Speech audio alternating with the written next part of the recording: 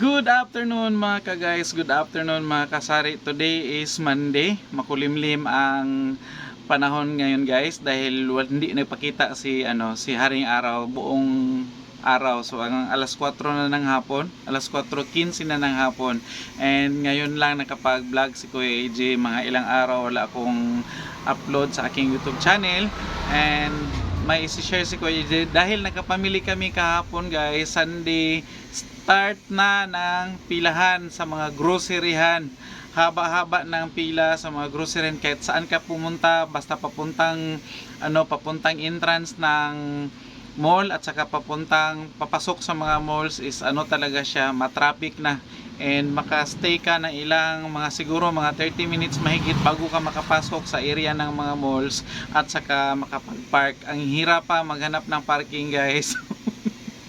So, pag kayo yung mag-grocery, lalong-lalo na mga grocery or mga kasari natin dyan, anak ko, ngayon pa lang, mag-umpisa na kayo mag-grocery dahil pag mga ilang araw na lang guys, Pasko na kasi, so, busy na ang mga groceryhan dahil lahat halos is nagkukumahog ng makapag-grocery. Yes, dong? Laso.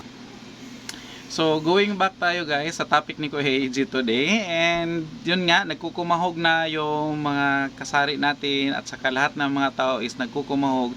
Hindi nga natin maipagkakaila na medyo mahirap ang buhay, nagtakilid ang atong ekonomiya, pero ang atong mga kinaiya isip mga Pinoy is kahit na mahirap is nagsusumikap na makapaghanda tuwing Pasko at Bagong Taon.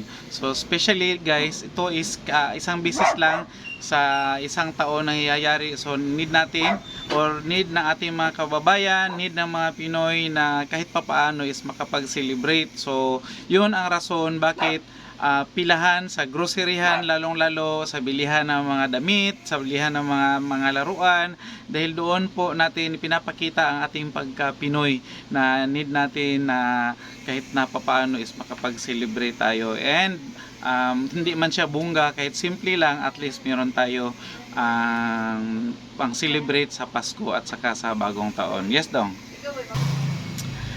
And basically dito sa Davao po is matraffic talaga, lalo na pag mga school days from Monday to Friday at saka Saturday nga is traffic yung Davao City, lalo na sa downtown.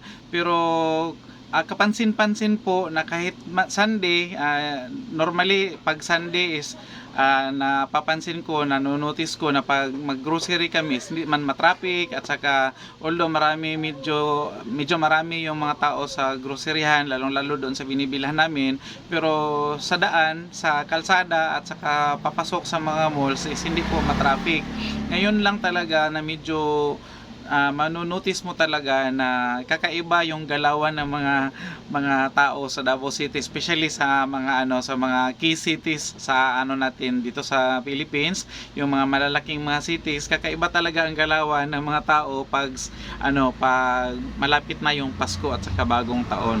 So yun lang ang mga napansin ni Kuya AJ, kaya paalala sa mga kasari natin na kung gusto nyo mag-grocery is mag-grocery na kayo habang maaga-aga pa at medyo hindi pa ganun talaga ka-heavy ang traffic at saka hindi pa ganun kahaba ang pilahan para hindi kayo maabala, dahil need nyong mag-allocate ng mahaba-habang oras sa pag-grocery kasi tibayan pa ng sikmura at saka tibayan ng tuhod kasi nakatayo ka sa pilahan at saka minsan pag alanganin sa oras hindi ka makakain, magutom ka talaga.